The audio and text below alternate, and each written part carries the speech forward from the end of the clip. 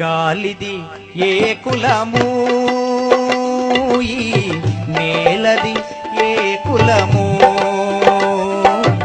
నేలన నిలిచి గాలిని పీల్చే మనిషికెందుకు ఈ కులము.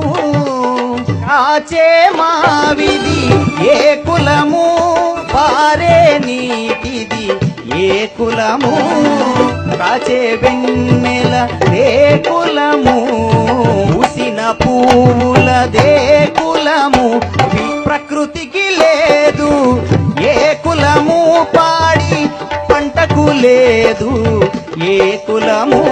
ఏ గ్రంథాలు వెదజల్లినవి మనిషిలో ఈ తేడాలు.